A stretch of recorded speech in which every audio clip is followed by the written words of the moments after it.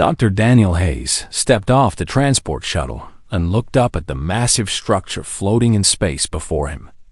The Galactic Archive Station was bigger than anything he had ever seen. A gleaming tower of metal and crystal that held the knowledge of 1,000 worlds. He was nervous. Which made sense, because he was only the third human ever invited to work here among the galaxy's greatest scholars. The other two humans have lasted less than a year. Before going home, Daniel was determined to be different. A tall alien with blue skin and 4 arms met him at the airlock. This was Kethris, his new supervisor and a member of the Valine species. "Welcome, Dr. Hayes," Kethris said in perfect English, though his translator chip made the words sound slightly hollow. "We are pleased to have a human linguist join our team." "Thank you," Daniel said, trying not to stare at Kethris's extra arms. "I'm honored to be here." Kethris led him through hallways filled with aliens of dozens of species, all moving with purpose between laboratories and archive chambers.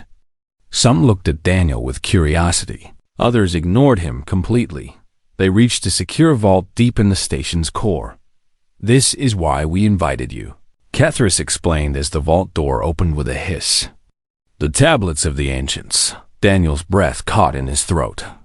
The chamber was filled with stone tablets covered in strange, flowing symbols that seemed to shimmer in the light. The ancients were legendary across the galaxy, a civilization that had ruled half of known space 50,000 years ago, before vanishing without a trace. "We have studied these texts for millennia," Kethris continued, his voice heavy with frustration. "Every species has tried to translate them.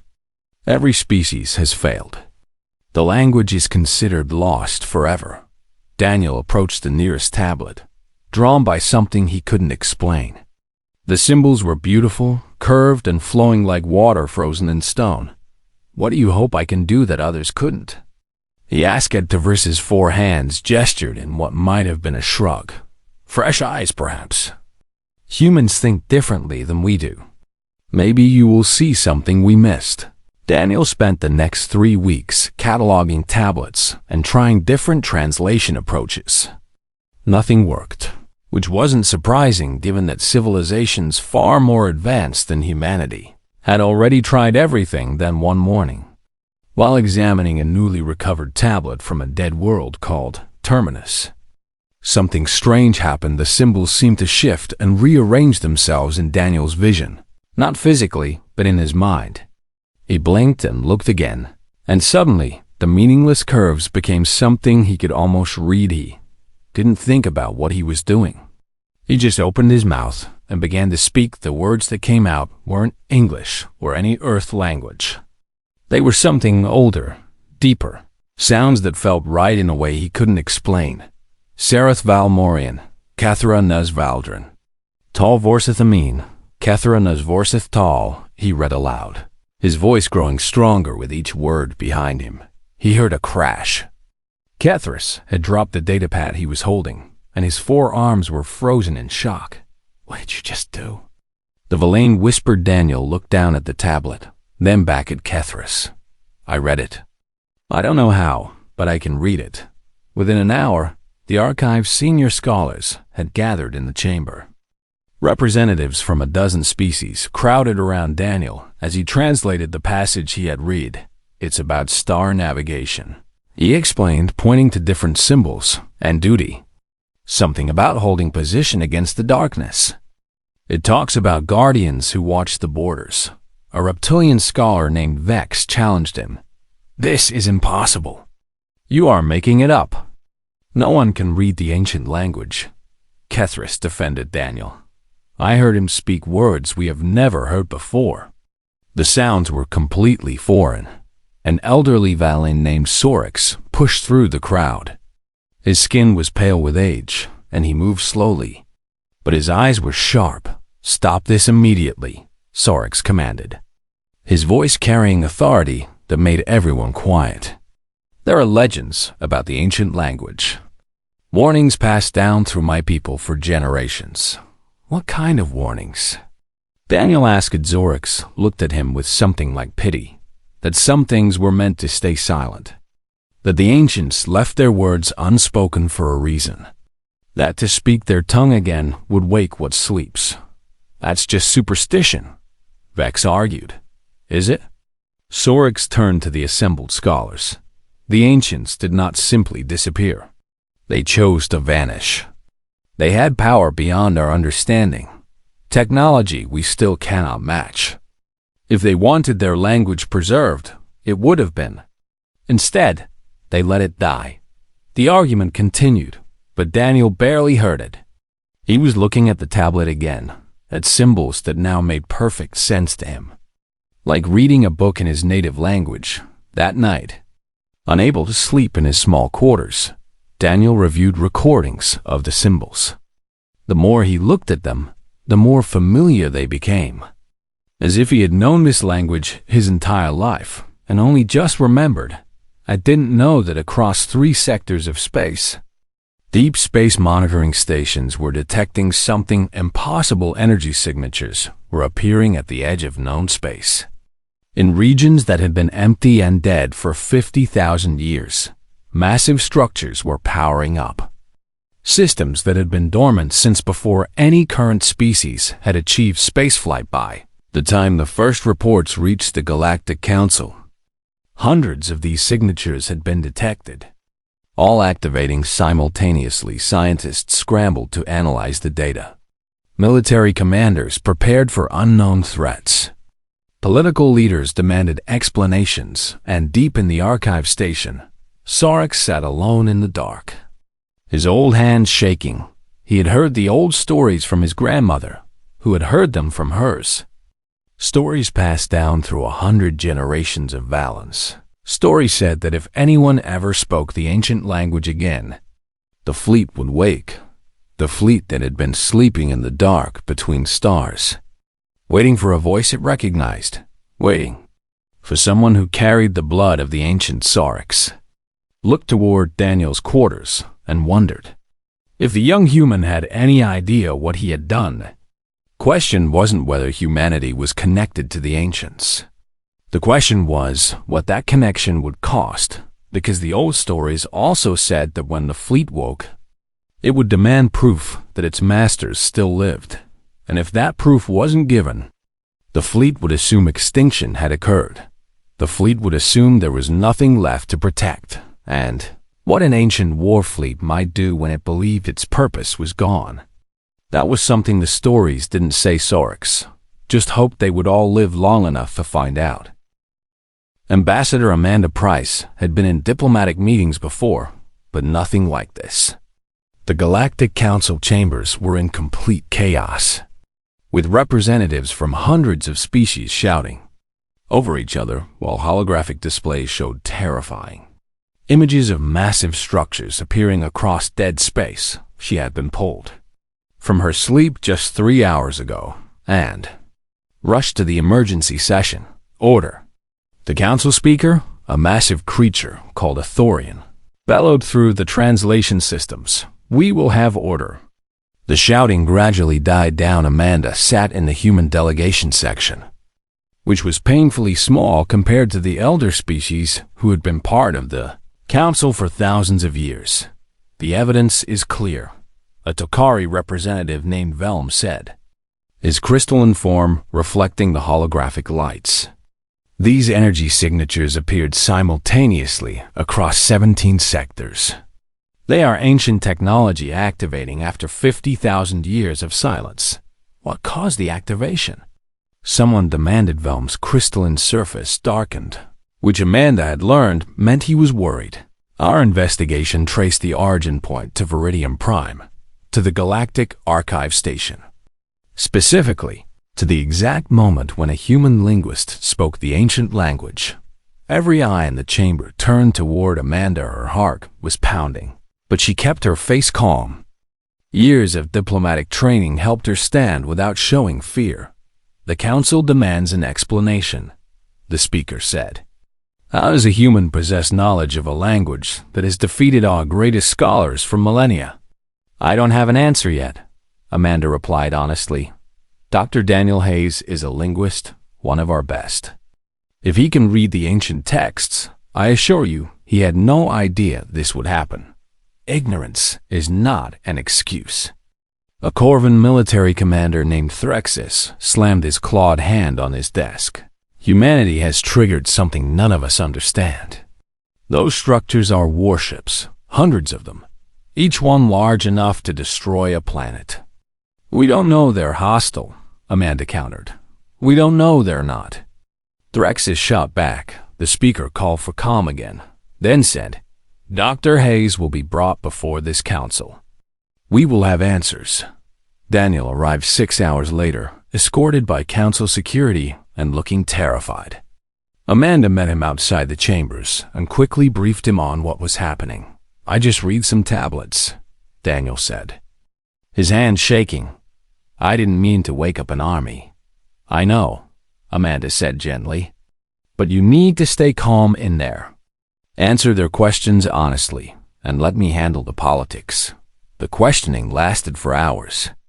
Daniel explained over and over that he didn't know how he could read the ancient language, that it had just made sense to him, like remembering something he had forgotten from. The Tokari researcher seemed more interested than angry. He brought up comparative linguistics data that made Amanda's head hurt. I have been analyzing the symbols, Velm said, his voice creating harmonic frequencies. I found something disturbing. Certain ancient root words share structural similarities with ancient human languages, specifically languages from Earth that predate your recorded civilization. The chamber went silent. That's impossible. A Valine scholar protested. Humans are a young species. They have only been in space for 200 years, yet the evidence is here. Velm displayed complex linguistic charts. The similarities are too specific to be coincidence. Other humanities somehow preserve fragments of ancient knowledge through their prehistory. Or, he paused, and Amanda saw several species leaning forward. Or what? The speaker demanded.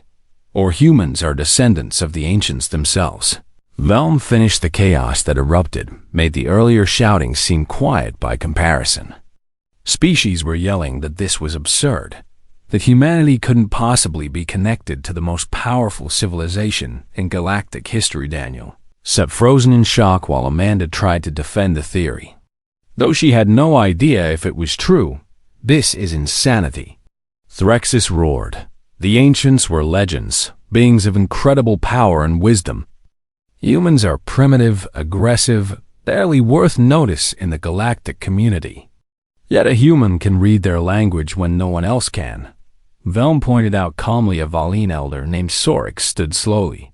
The chamber quieted out of respect for his age. There are old stories among my people, Sorix said, his voice weak but clear. Stories that say the ancients did not die. Stories that say they scattered themselves across the stars, planting seeds of their culture and genetics on worlds they deemed worthy. Earth was a primitive world 50,000 years ago. Someone objected. Why would the ancients choose it? Perhaps because it was primitive, Sorix replied. A blank slate where their legacy could grow naturally, uninfluenced by the politics and wars of the galaxy. Amanda felt a chill. The idea that humanity might be carrying ancient heritage without knowing it was overwhelming, regardless of theories. The speaker said, "We have a more immediate problem. The ancient fleet is moving. New holographic displays appeared, showing the massive warships converging on a single point near the galactic core. Their formation was precise, military, purposeful. They are broadcasting," Velm reported, "on all ancient frequencies. Dr. Hayes, we need you to translate." Daniel listened to the recording, his face growing pale. "What does it say?"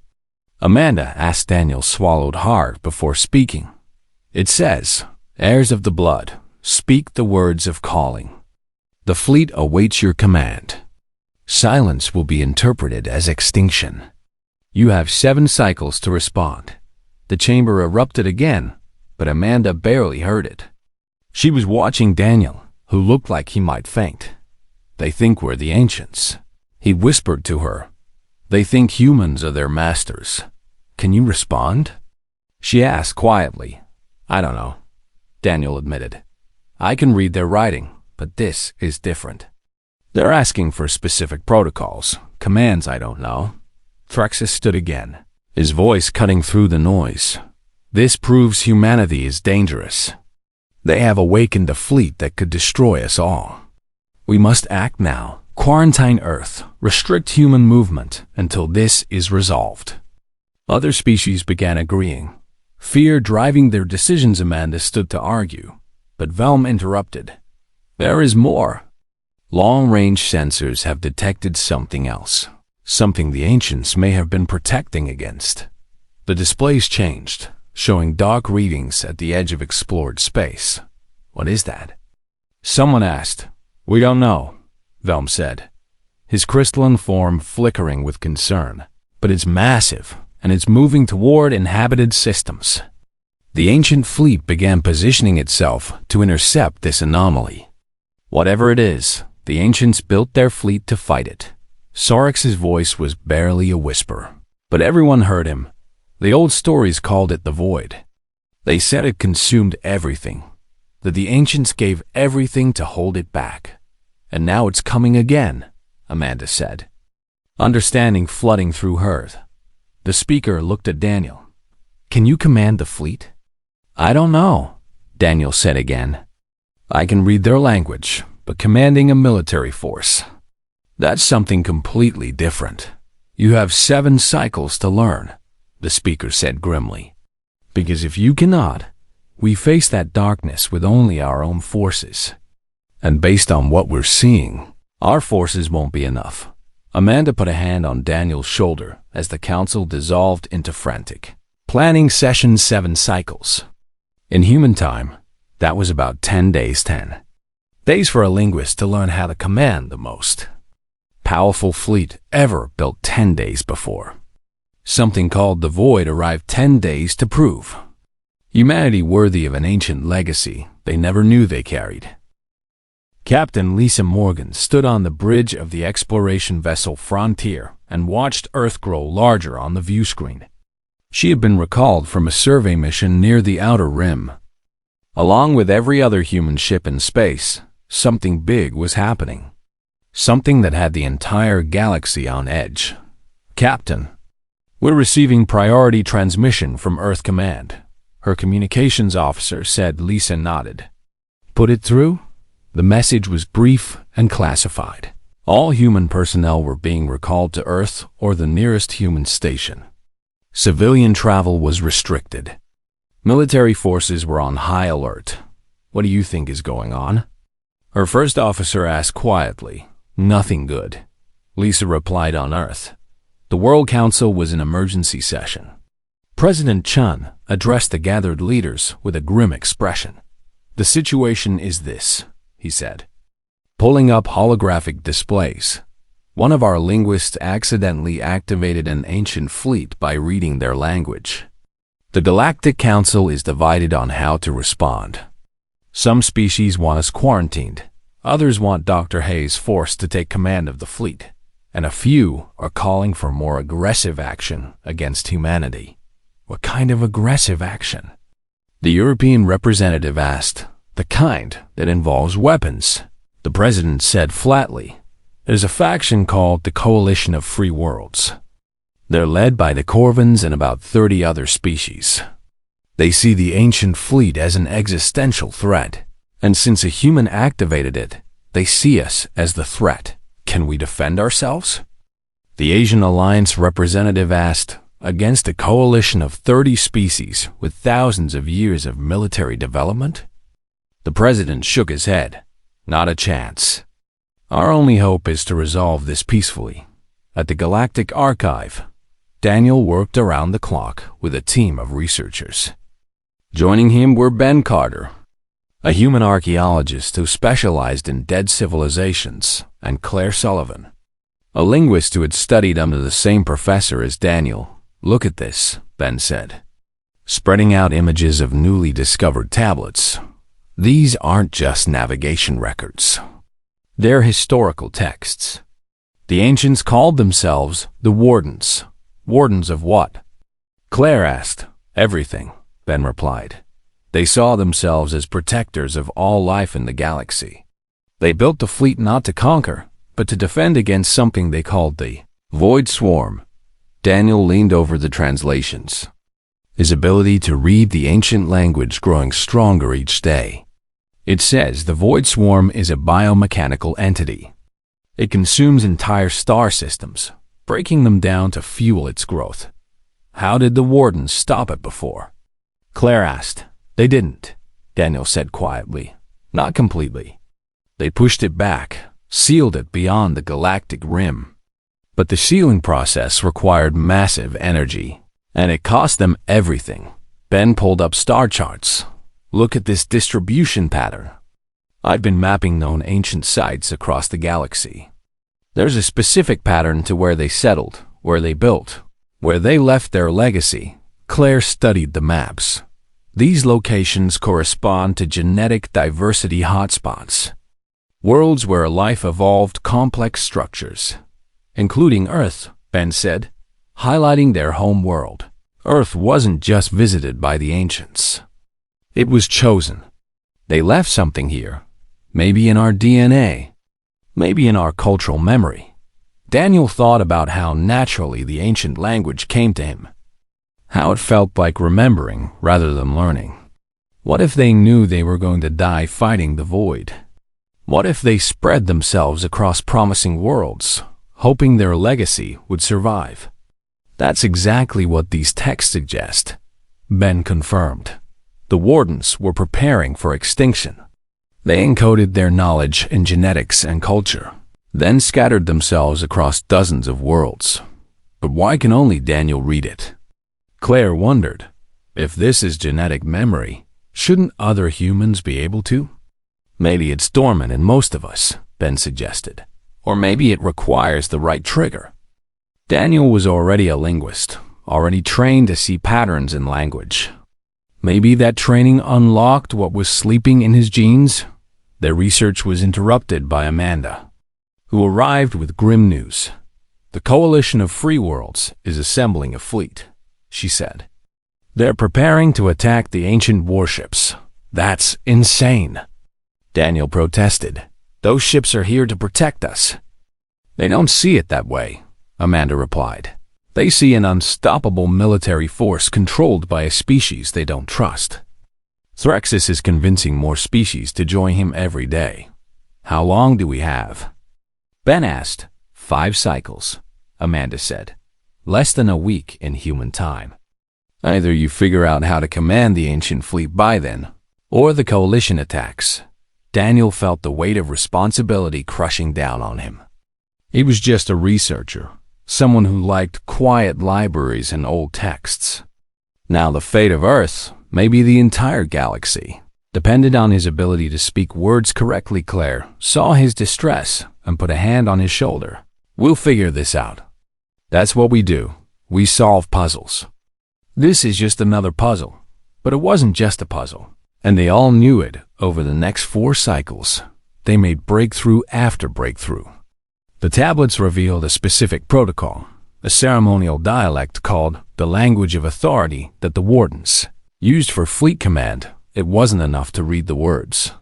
Pronunciation mattered. Inflection mattered.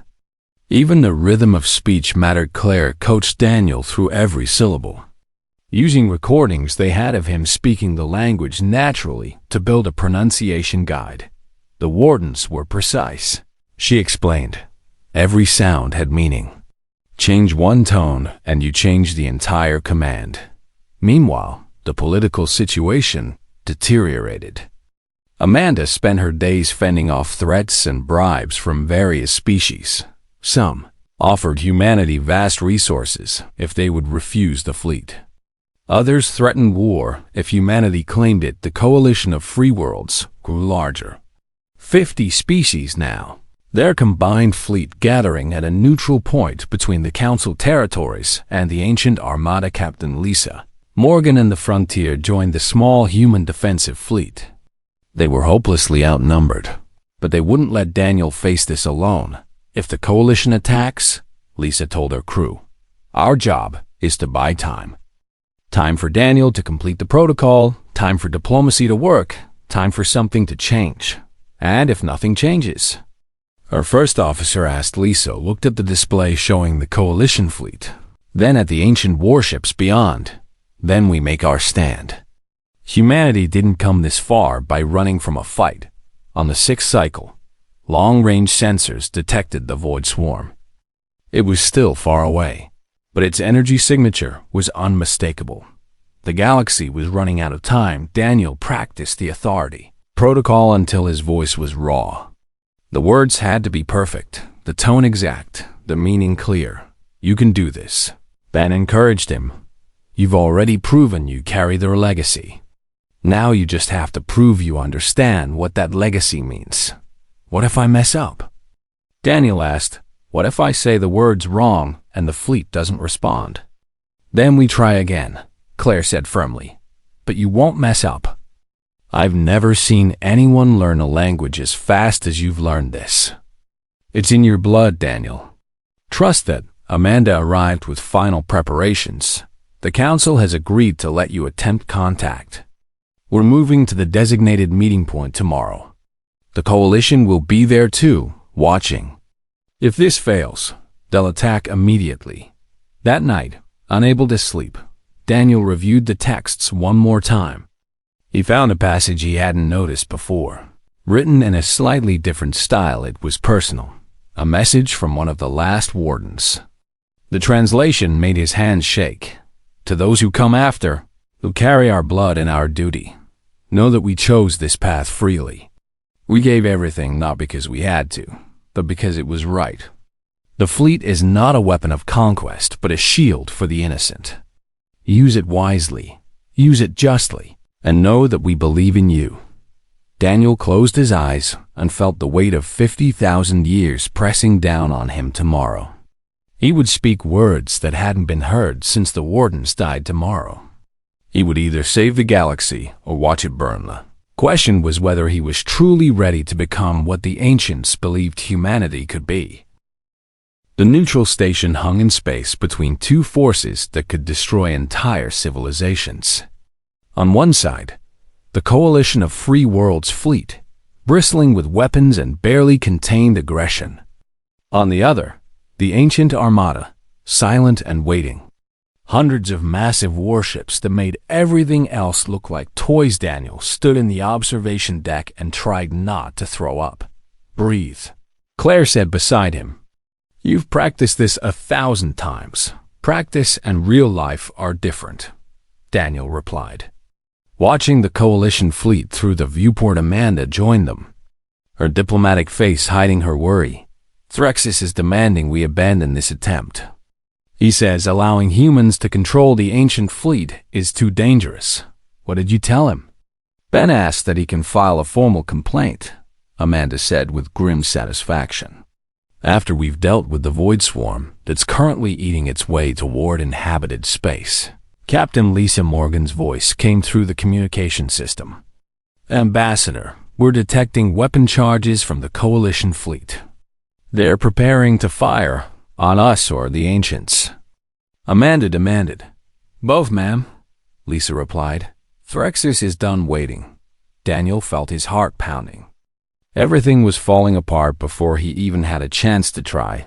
We need to move now, Ben urged. Before the coalition makes this impossible. They rushed to the communication center. Daniel sat at the broadcasting station while Claire pulled up the pronunciation guides they had prepared.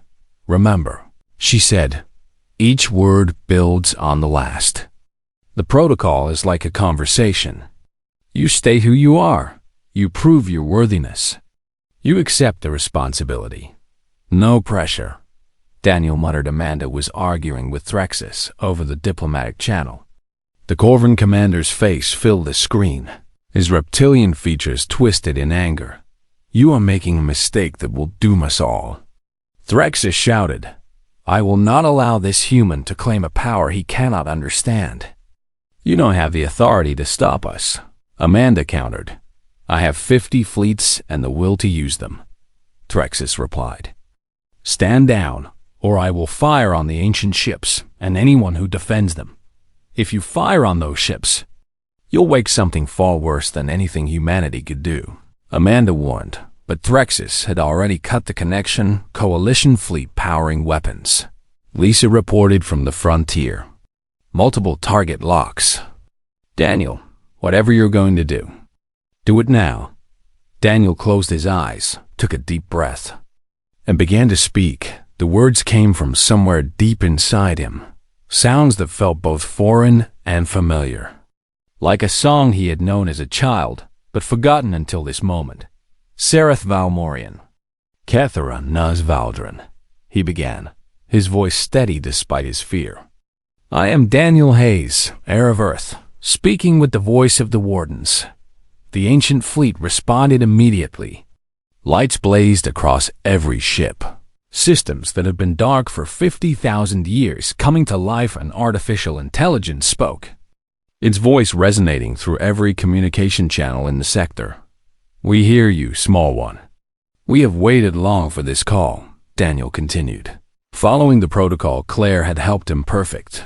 "I speak as one who carries the blood of the Wardens. I speak as one who accepts the duty of protection. I speak as one who stands against the darkness. Blood is not enough." The AI replied.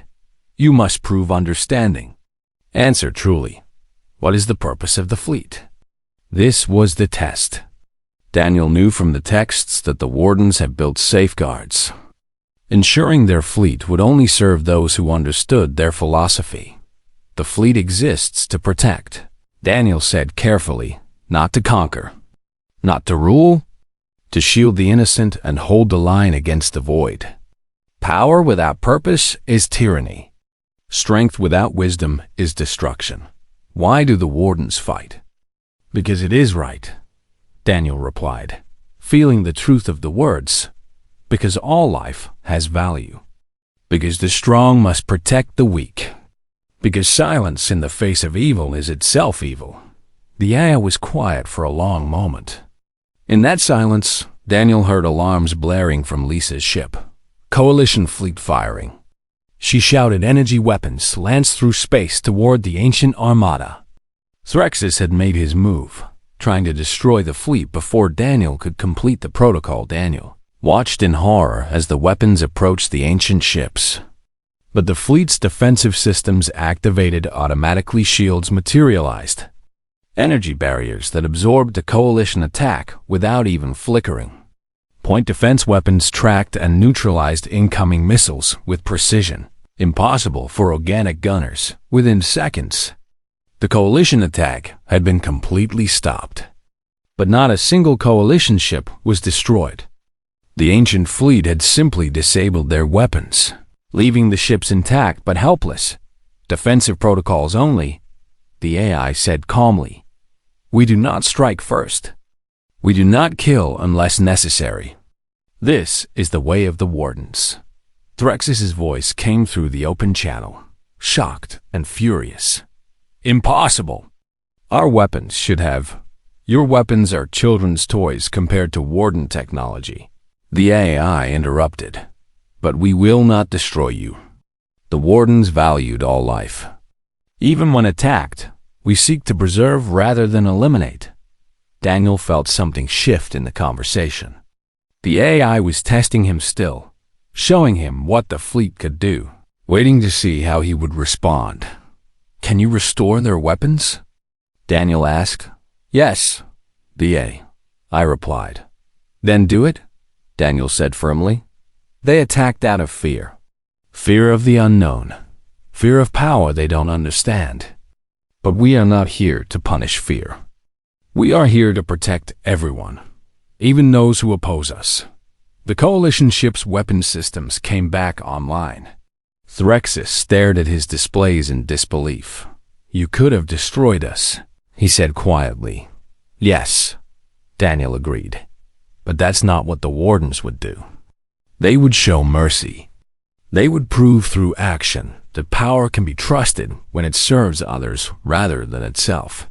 The AI's voice carried something that might have been approval. "You understand. But understanding is not enough. The enemy comes. The void approaches. Will you command us against it? Will you accept the cost of this duty? What cost? Daniel asked, though part of him already knew the final protocol.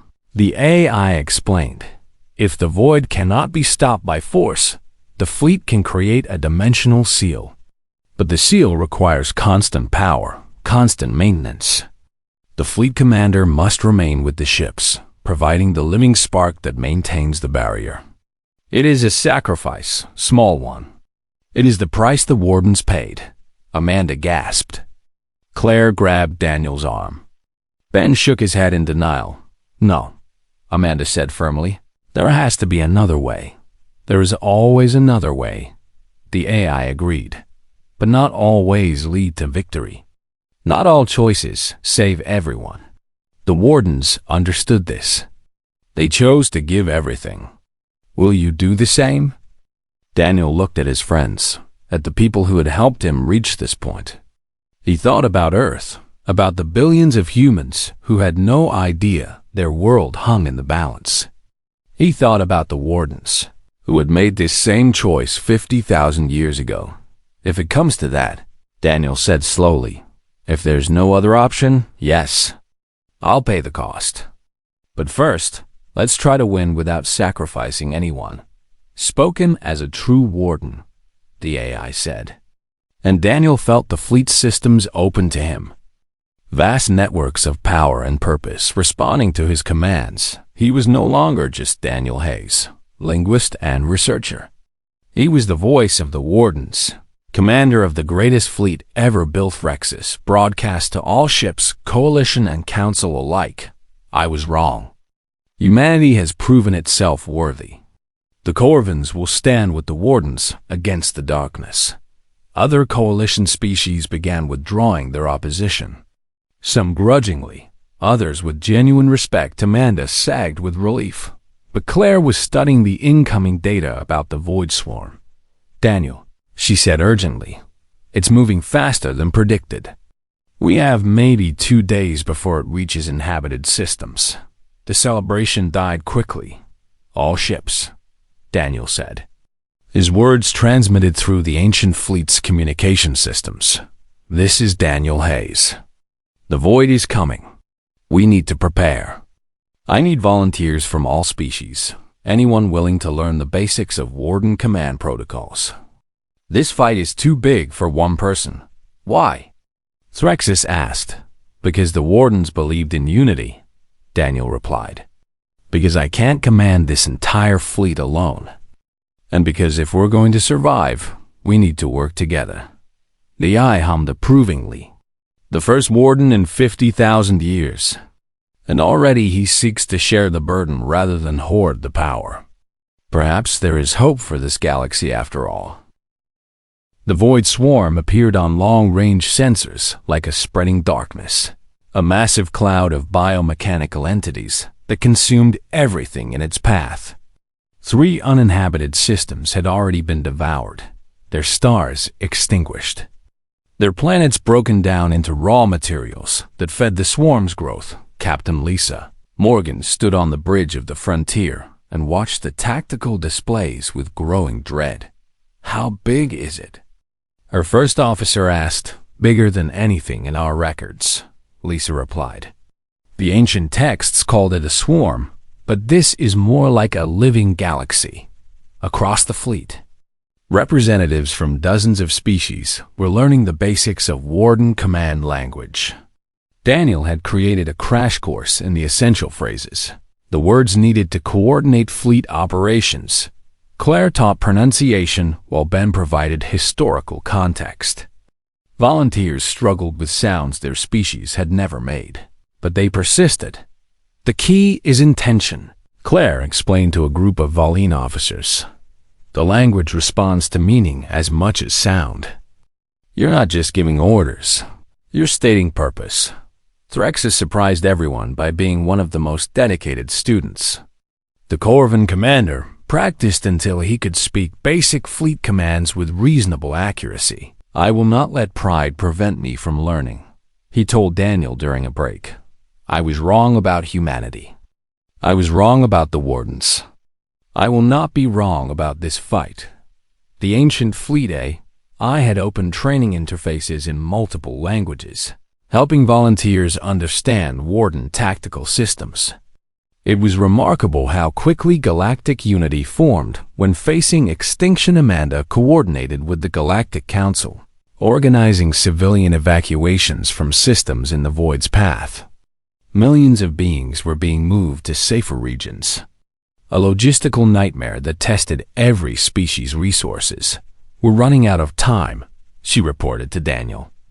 The Void will reach inhabited space in 18 hours. Daniel looked at the command displays showing the ancient fleet's positions. He had hundreds of volunteers now, enough to manage basic coordination. But commanding a fleet in actual combat was different from practice drills. The AI says the Wardens used a specific formation against the Void. Ben reported. Studying ancient tactical records, a sphere with layered defenses. The outer ships provide covering fire, while inner ships charge the primary weapons. Primary weapons? Lisa asked. Something called void breakers. Ben explained. Weapons designed specifically to disrupt the Void's molecular bonds. They tear apart the biomechanical structure. Do they work? Threxus demanded. They did 50,000 years ago, Ben said, but the Void adapts. The Wardens had to constantly modify their approach.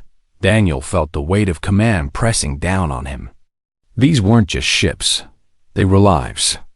Beings from across the galaxy, trusting him to lead them against an enemy that had destroyed civilizations. Claire saw his doubt and pulled him aside. You can do this. I'm a linguist, Daniel said quietly. I study dead languages in quiet rooms. I'm not a military commander. The Wardens weren't soldiers either, Claire replied. They were protectors. They learned to fight because someone had to. You're doing the same. What if I make a mistake and people die? Then you learn and try harder, Claire said firmly. But if you don't try at all, everyone dies. The galaxy needs you, Daniel. Earth needs you. The Void Swarm entered visual range an hour before contact. It was horrifying to watch, a dark cloud studded with millions of biomechanical entities. Each one the size of a ship, all moving with coordinated purpose. All ships to battle stations, Daniel commanded. His words transmitted through the ancient fleet systems and translated to every species present. The ancient warships moved into formation. A perfect sphere with Earth and several protected worlds at the center. Galactic military forces took supporting positions. Ready to assist, however, they could void breakers charging, the AI reported. Estimate 90 seconds to full power. All defensive ships. Prepare to engage outer entities, Daniel said. Reading from the protocols Claire had prepared, focus fire on the larger masses. Prevent them from reaching inner formation. The Void struck first, launching waves of smaller entities toward the fleet. They moved impossibly fast. Dodging and weaving through space, ancient point defense systems opened fire, streams of energy cutting through the swarm. Hundreds of entities died, but thousands more kept coming. Outer ships taking damage, Lisa reported. Shields holding but under pressure. Daniel spoke the command words for shield reinforcement. His pronunciation perfect despite the stress. The ancient fleet responded instantly, redistributing power to strengthen defensive positions. Threxus commanded a squadron of coalition ships supporting the ancient formation. He coordinated his forces with impressive skill, using the basic Warden commands Daniel had taught him. The Corvins will not fail, Threxus declared. His ships moving to intercept a concentrated void attack, the battle became chaos. Energy weapons lit up the darkness. Explosions bloomed across space. Ships darted between enemy positions while maintaining formation integrity. Daniel coordinated it all, speaking commands in the ancient language, trusting the AI to help him manage the overwhelming complexity. Void breakers at full charge. The AI announced, "Fire." Daniel commanded. The inner ancient ships unleashed weapons that had been silent for 50,000 years. Beams of pure disruption energy lanced into the void swarm, tearing apart molecular bonds, causing massive chain reactions through the biomechanical mass. Huge sections of the swarm disintegrated, breaking down into scattered particles. "It's working," Ben shouted, but the celebration was premature. The void adapted, its remaining entities forming denser configurations that resisted the breaker weapons, just like before. The AI said, "The void learns? We must modify our approach." Daniel consulted with his volunteers, species from across the galaxy, contributing ideas based on their unique perspectives. A Tokari scientist suggested modulating the breaker frequency. A Valine tactician proposed targeting specific nodes in the swarm's coordination network. They implemented changes on the fly, adapting as fast as the void did. Hours passed in intense combat. Ships were damaged, some destroyed. Beings died protecting their homes and each other, but the line held. Daniel felt himself changing during the battle. He wasn't just reading commands anymore. He was understanding them, feeling the fleet as an extension of himself, knowing instinctively where to reinforce, when to attack, how to coordinate hundreds of ships across vast distances. "The Warden blood is awakening in you," the AI observed. "You are becoming what you were always meant to be." But even with growing skill and galactic cooperation, the void was too massive. They were winning battles, but losing the war, gradually being pushed back toward the protected worlds. "We need the dimensional seal," the AI said quietly. "The sacrifice protocol." Daniel's heart sank. He had hoped it wouldn't come to this, but the math was clear. They couldn't destroy the void completely with force alone. "Prepare the protocol," he began, but Claire interrupted. "Wait." She was frantically searching through the ancient texts. "There's something here, something about the seal." Ben joined her, both of them reading at incredible speed. "The sacrifice isn't necessary," Claire said breathlessly. "Not the way the AI thinks." "Explain," Daniel demanded. "The seal requires constant power and maintenance," Ben said. "The Wardens assumed that meant one person had to stay behind, giving their life to maintain it. But that's not the only way," Claire finished. "If enough people learn the authority language, they can share the burden.